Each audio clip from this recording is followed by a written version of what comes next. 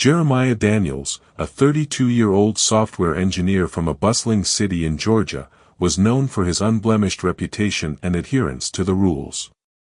Raised by hardworking parents who instilled in him the values of integrity and perseverance, Jeremiah had always believed in the fairness of the system. His life was simple but fulfilling. He had a stable job, a close-knit group of friends, and a spotless record. So, when he found himself handcuffed on the side of a busy street, accused of a crime he didn't commit, it felt like the ground had been ripped out from under him. That morning had started like any other, with Jeremiah borrowing his friend Caleb's sleek gray sedan while his own car was in the shop. He was running a few errands before heading to work, his mind preoccupied with project deadlines and plans for the weekend. But as he cruised through a quiet neighborhood, flashing red and blue lights appeared in his rearview mirror. Assuming it was a routine traffic stop, he pulled over without hesitation. The officer approached, exuding an air of authority that immediately put Jeremiah on edge. "License and registration," the officer demanded curtly. Jeremiah complied, handing over the documents with steady hands despite the nervous churn in his stomach. "Is there a problem, officer?" he asked politely. Without answering, the officer took his documents and retreated to his cruiser. Jeremiah sat in his seat, trying to stay calm, but minutes later, 2 more police cars arrived, and the situation escalated. The officer returned, his tone now sharp and accusatory. "Step out of the vehicle, sir," he barked. Bewildered, Jeremiah asked, "What's going on?" The response sent a chill down his spine. "This car matches the description of a stolen vehicle." Jeremiah's protests fell on deaf ears as the officer handcuffed him and led him to a squad car. The humiliation was unbearable. Passers-by slowed to stare, their judgmental eyes piercing his composure. Despite his pleas, the officers seemed uninterested in his claims that the car belonged to his friend and that he had borrowed it with permission. Jeremiah felt powerless, his faith in the system cracking with every second he spent in those cuffs. Weeks later, he found himself standing in a courtroom that felt more like a battlefield. The presiding judge, Harold Grayson, was a stern man in his late 50s with a reputation for being harsh on defendants. As Jeremiah stood at the defense table in his neatly pressed suit, he could feel the weight of the judge's gaze and the skepticism radiating from the courtroom. Grayson opened the session with a sarcastic remark that drew chuckles from the gallery, further deepening Jeremiah's sense of isolation. When the judge began questioning him about the alleged stolen car, his tone was laced with condescension. "So, Mr. Daniels," Judge Grayson said, flipping through the case file theatrically, "you claim you had no idea the car was stolen? How convenient." The gallery erupted in muffled laughter, and Jeremiah clenched his fists at his sides, willing himself to remain calm. His lawyer, delayed by another case, had yet to arrive, leaving him to fend off the judge's ridicule alone. Jeremiah's hope was fading fast, but everything changed when the courtroom door swung open, and Amelia Carter strode in. At 34, Amelia was a powerhouse attorney with a reputation for fearlessness.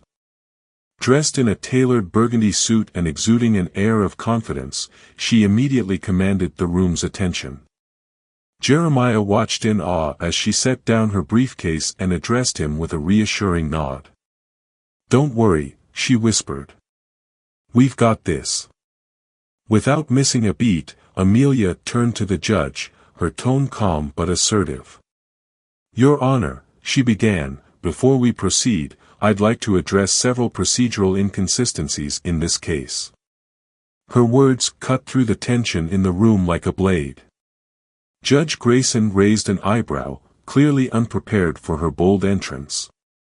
"Miss Carter," he said, his voice dripping with full professionalism, "I trust you'll conduct yourself within the bounds of this courtroom." "Of course, Your Honor," Amelia replied, her tone sharp. "But I must insist that the prosecution's case be held to the same standard." As it stands, their evidence is flimsy at best. Over the next hour, Amelia systematically dismantled the prosecution's arguments. She highlighted the lack of an official stolen vehicle report, the absence of any attempt by the arresting officers to verify the car's ownership, and the glaring procedural violations during Jeremiah's arrest and interrogation. Her precision and poise left the courtroom in stunned silence. When the prosecution attempted to counter her points, Amelia responded with facts and logic that left them scrambling. The turning point came when she called Detective Harris, the officer who had arrested Jeremiah, to the stand. Her cross-examination was surgical, exposing the detective's failure to follow protocol and the reliance on assumptions rather than evidence. "Detective Harris," she said, pacing the courtroom, "can you confirm whether you contacted the car's owner to verify its status before arresting my client?" The detective hesitated, his discomfort evident. "No, we didn't," he admitted reluctantly. "And can you explain why my client was interrogated without legal counsel present?" Amelia pressed, her tone unyielding. "It was a mistake," the detective mumbled, his confidence crumbling under her scrutiny. The gallery buzzed with murmurs as Amelia turned to the judge, her voice firm. "Your Honor, this case is built on a foundation of negligence and bias. The evidence presented does not meet the burden of proof required for a conviction." Judge Grayson, his face a mixture of frustration and begrudging respect, banged his gavel to restore order. "Miss Carter," he said, his tone softer than before, "you've made your point." By the time the session ended, it was clear that Amelia had turned the tide. The gallery, once filled with skepticism, now looked at Jeremiah with a mixture of sympathy and admiration. When the judge finally dismissed the charges, declaring the case closed, Jeremiah felt a wave of relief so profound it nearly brought him to tears. As they exited the courthouse, Jeremiah turned to Amelia, his voice thick with gratitude. "Thank you," he said. "I don't know how to repay you." Amelia's expression softened. "You don't need to thank me," she replied. "But remember, this isn't just about you. It's about standing up to a broken system and demanding better." Her words resonated deeply with Jeremiah. This victory wasn't just his, it was a step toward justice for everyone who had been wrongfully accused. As he walked away from the courthouse, Jeremiah knew his life would never be the same. The experience had shaken his faith in the system but had also shown him the power of resilience and the importance of fighting for what's right. With Amelia's guidance, he resolved to use his voice and his platform to advocate for change, ensuring that no one else would have to endure what he had. For the first time in weeks, he felt a glimmer of hope. Amelia Carter's victory in court had sparked a wave of discussions in the city, bringing to light the systemic flaws that had nearly ruined Jeremiah Daniels' life. While the legal battle was over, the emotional and psychological aftermath lingered for both of them. Jeremiah, though grateful for his exoneration, found himself struggling to process the events that had transpired. Each time he closed his eyes, he was haunted by the memory of the handcuffs cutting into his wrists, the judgmental stares of bystanders, and the overwhelming sense of helplessness that had consumed him in those moments. Despite the outcome, he couldn't shake the feeling of distrust that now tainted his view of the justice system he had once respected. The morning after his acquittal, Jeremiah sat in his modest apartment, nursing a cup of coffee that had long gone cold. His phone buzzed incessantly with messages from friends and colleagues who had seen the news. Some offered words of support, while others, to his dismay, questioned the legitimacy of the charges being dropped. He read one message in particular that struck a nerve: "Glad you're free, man, but you have to admit it looks shady. Hope you're being honest." He clenched his jaw, feeling the sting of those words. Even after being proven innocent, the shadow of suspicion lingered, a reminder of how easily perceptions could be skewed. It was Amelia's call that broke him out of his thoughts. Her voice, calm yet purposeful, carried a sense of urgency. "Jeremiah, I know this has been a nightmare for you," she said, "but we need to talk about what happens next. The battle might be over for you, but this fight isn't done. We've exposed cracks in the system, and we have a chance to make a difference. Are you with me?"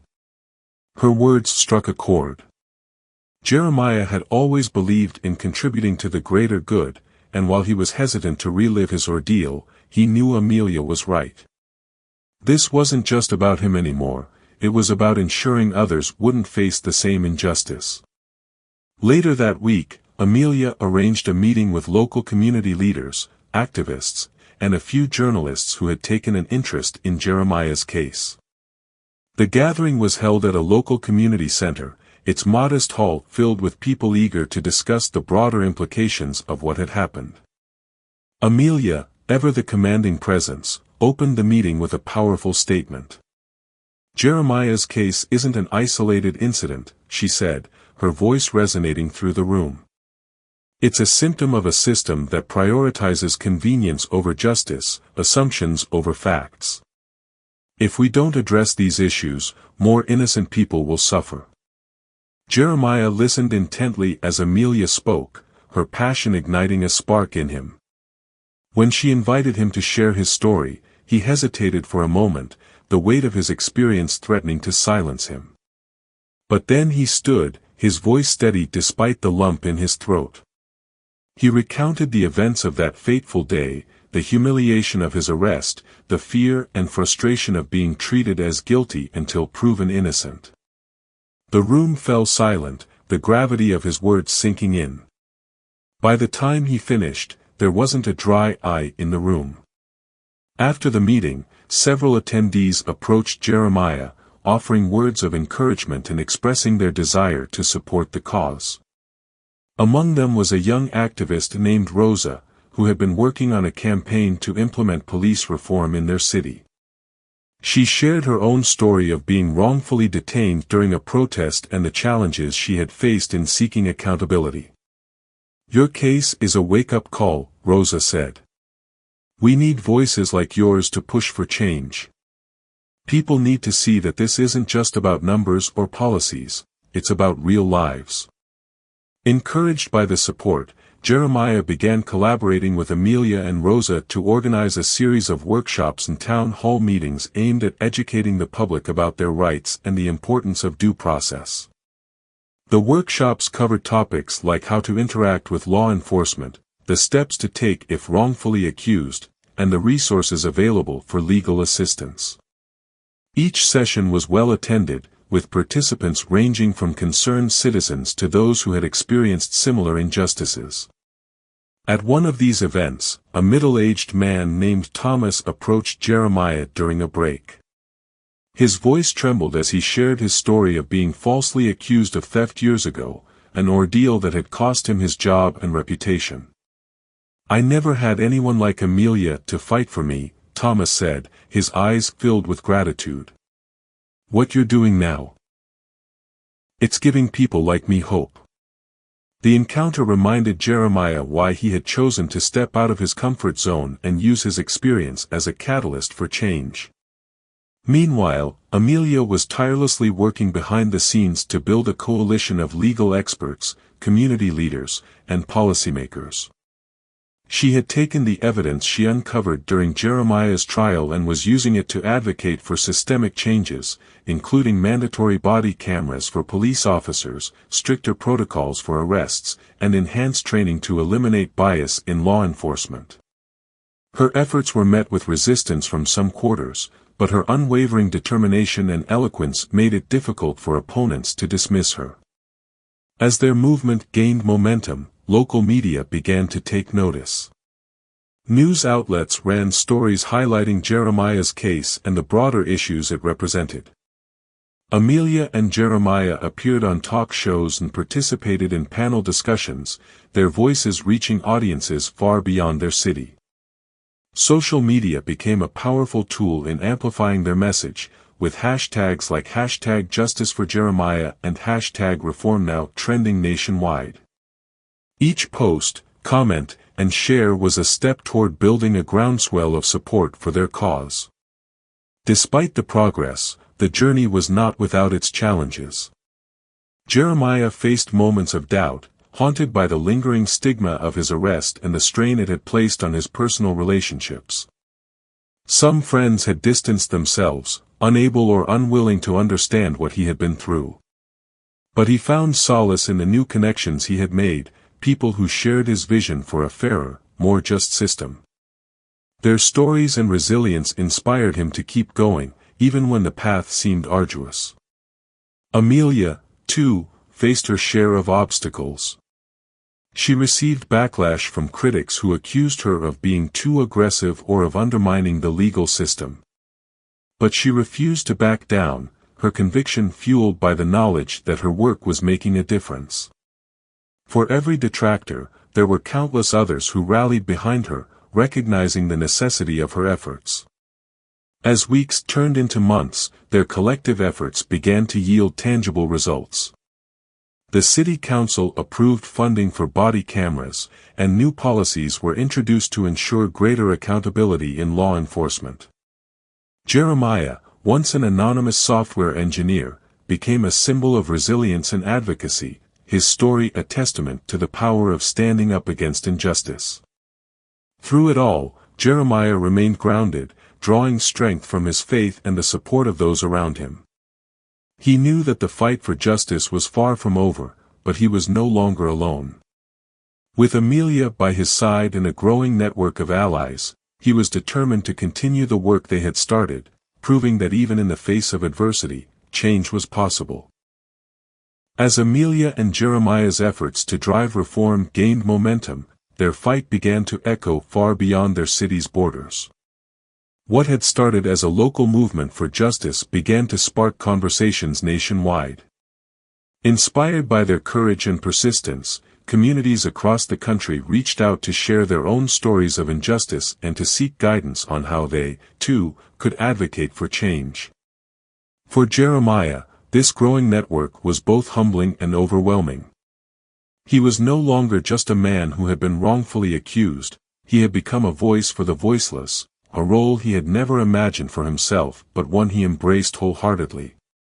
One particularly memorable turning point came during a visit to a neighboring city, where Amelia had been invited to speak at a symposium on criminal justice reform. The venue was a grand auditorium, filled with policymakers, legal professionals, and activists eager to learn from her insights. Jeremiah, still somewhat uncomfortable with public speaking, sat in the audience, his heart pounding as he prepared to share his story alongside her. When it was his turn to take the stage, he walked to the podium, gripping its edges for support. For a moment, he scanned the crowd, the sheer size of the audience intimidating him. Then he remembered Amelia's words, "Your truth is your strength. Speak it, and they'll listen." Jeremiah began by recounting the morning of his arrest, his voice steady but filled with emotion. He painted a vivid picture of the confusion and humiliation he had felt as he was pulled from the car, the sting of the handcuffs biting into his wrists, and the cold indifference of the officers who refused to listen to his explanation. He spoke about the long hours he spent in a holding cell, wondering how his life could have unraveled so quickly, and the despair of realizing how fragile the protections he had taken for granted truly were. As he spoke, the room grew silent, the audience hanging on his every word. By the time he finished, there were tears in more than a few eyes, and the applause that followed was thunderous. After the event, a line of attendees formed to speak with Jeremiah and Amelia, each person eager to express their support or share their own experiences. One woman, a single mother named Elena, approached Jeremiah with her young son in tow. "Thank you for telling your story," she said, her voice trembling. "My brother went through something similar, but he didn't have someone like Amelia to fight for him. Your courage gives me hope that things can change." Jeremiah knelt to meet the boy's gaze, his heart aching as he thought of how many children had been affected by the failings of a system meant to protect them. "Change starts with people like you and your mom," he told the boy. Never stop fighting for what's right. As the movement grew, so did the challenges they faced. Not everyone welcomed their efforts. Opponents accused them of exaggerating the issues or undermining the work of law enforcement. Some even launched personal attacks, digging into Jeremiah's past and twisting facts to discredit him. "You knew this would happen," Amelia reminded him during one particularly rough week. "When you stand up to power, they'll do anything to bring you down. But remember why you're doing this." Her unwavering determination bolstered him, and together they pressed on, refusing to be silenced. Their resilience paid off in unexpected ways. A documentary filmmaker, captivated by their story, approached them with a proposal to create a film highlighting their journey and the systemic issues they were fighting to address. Hesitant at first, Jeremiah worried about exposing himself to even more scrutiny. But Amelia saw the potential. "This isn't just about us," she told him. "It's about the people who don't have a platform. If this film can give them a voice, it's worth it." After much deliberation, Jeremiah agreed, and production began. The filming process was both cathartic and challenging. The crew followed them through community meetings, courtroom hearings, and intimate moments of reflection. Jeremiah found himself revisiting painful memories as he recounted his arrest on camera, but he also felt a growing sense of purpose. Each time he shared his story, it became easier to bear, as if speaking the truth aloud was a form of healing. The documentary also captured the impact of their work on the community, stories of people who had been inspired to take action, families who had found hope, and individuals who had joined the fight for reform. When the film premiered, it was met with critical acclaim and widespread attention. Social media buzzed with discussions about the issues it highlighted, and calls for reform grew louder. The film didn't just shine a light on Jeremiah and Amelia's efforts, it became a rallying cry for a movement that was gaining national traction. Requests poured in for them to speak at universities, conferences, and rallies. Their work was no longer confined to their city, it had become a beacon of hope for communities across the country. Amid the whirlwind of events, Jeremiah and Amelia made a point to stay grounded. They continued to hold workshops and town halls, prioritizing face-to-face interactions with the people they were fighting for. They also took time to reflect on their journey and the lessons they had learned. For Jeremiah, one of the most profound realizations was the importance of community. "I couldn't have done this alone," he admitted during a quiet moment with Amelia. "You, Rosa, and everyone who supported us, you've shown me what it means to stand together. That's where our strength comes from." Their efforts culminated in a landmark achievement, a bill aimed at police accountability and criminal justice reform, inspired by the changes they had advocated for in their city. Amelia and Jeremiah worked tirelessly to rally support, meeting with legislators and mobilizing grassroots campaigns. The process was grueling, filled with setbacks and compromises, but their persistence paid off. When the bill was signed into law, it marked a significant step toward creating a more just and equitable system. In the aftermath of this victory, Jeremiah reflected on how much his life had changed since that fateful morning. He had gone from being a quiet, law-abiding software engineer to a public figure advocating for systemic change. The journey had been far from easy, but it had given him a sense of purpose he had never imagined. "It's not about erasing the past," he said during a speech at a rally. "It's about building a future where no one has to go through what I did. Where justice is more than just a word, it's a reality." For Amelia, the fight was far from over. "This is just the beginning," she told Jeremiah as they prepared for their next campaign. "We've opened the door, but there's still so much work to do. And I know we're the ones to do it." Jeremiah nodded, his resolve stronger than ever. Together, they had proven that even in the face of adversity, change was possible. And as they stood side by side, they knew they would continue to fight for justice, no matter how long it took.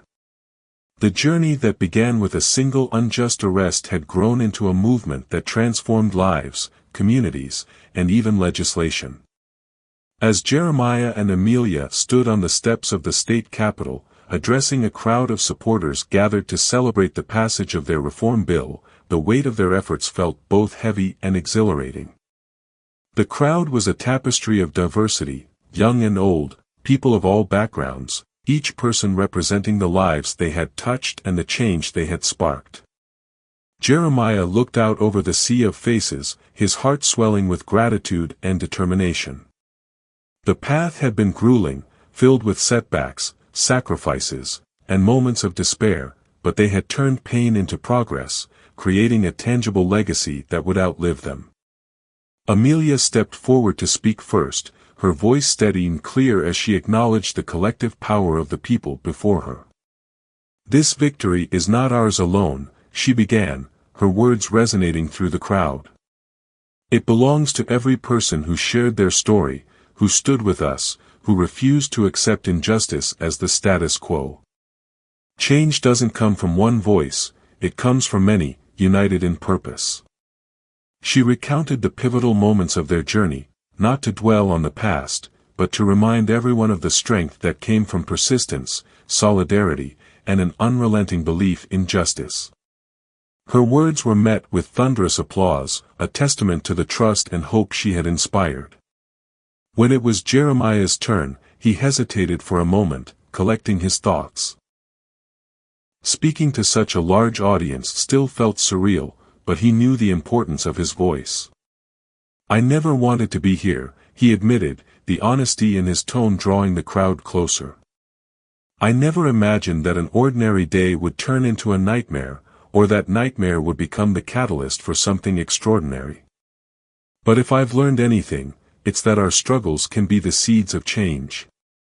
What happened to me wasn't unique. It was a symptom of a system that has failed too many for too long.